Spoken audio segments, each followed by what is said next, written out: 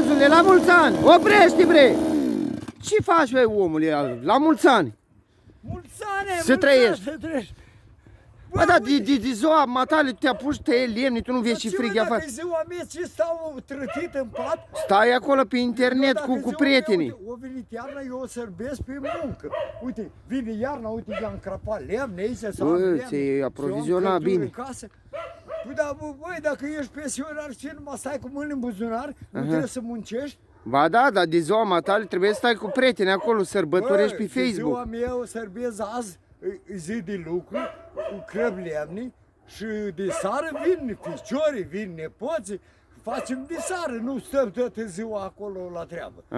Da, păi, eu, într-adevăr, sunt pensionar, am lucrat 23 de ani la grupa 1, am o pensie frumoasă de 5300, dar să vezi că am pierdut. 20 de lei am pierdut la pensie, că am avut penalizare că am ieșit prea tânăr la 46 de ani. Și una când am avut 35 pe carte de muncă, că aveam 7.000 aveam pensii. Aveam o pensie frumoasă. Și uite acum,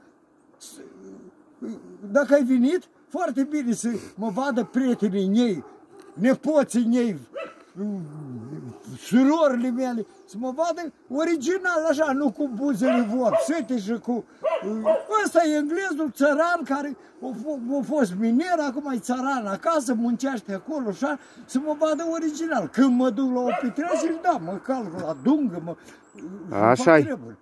Și uite să le arăt că, uite, eu nu e fric, uite, pot munci, uite, iau butucii, pun aici, uite, biserica mamelor, uite, crăp, uite, dau cu barosul, muncesc. Așa. Și dacă vrei nici... Ei, crapat, ai făcut destulă treabă, uite că e... Și dacă vrei nici cânt, uite, le cânt o cânte să vadă că poți să juca. Engleză. Păi mărioare de la Gorj, băi, ia la de ca doi roți și nu te iubi cu toți.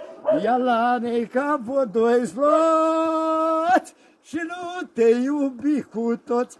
Țineți de lea fata, măi, hai țineți de lea fata, măi.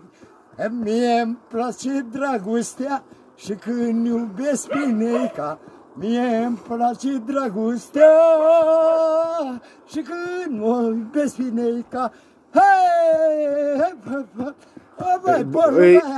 E bun în englezul, dar ceva mai tineresc, nu nicânți. Pentru fetele este tineri. Pentru... Ia, uite cum faceți voi la disco, acolo. Păi fetele cu ochi albaștri te vrăjesc, păi fetele cu ochii negri te amețesc, păi fie cum o fi culoarea ochilor, că mă-i apriște de dor. E frumos. Bine, hai, dacă tot am venit la matale, hai să servim o cafeluță, ceva.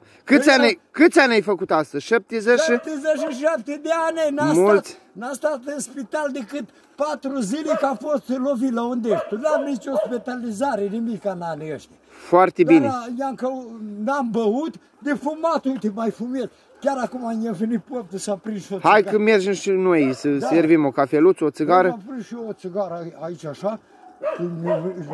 Mai oprit că eu trăgeam a dracului. Hai să mergem în casă că e frig. Servim acolo o cafeluță. Hai, salutări! Salută-ți prietenii de pe Facebook și hai la cafeluță. Băi, la toți prietenii mei de pe Spania, de pe Anglia, de pe Italia, de... În Germania ai? Bunii? În Germania. Cum n-am? În Germania am și mai mulți. Li doresc multă sănătate, fericire, spor la muncă, băi, dar am auzit sărace că din Anglia îi trimite acasă.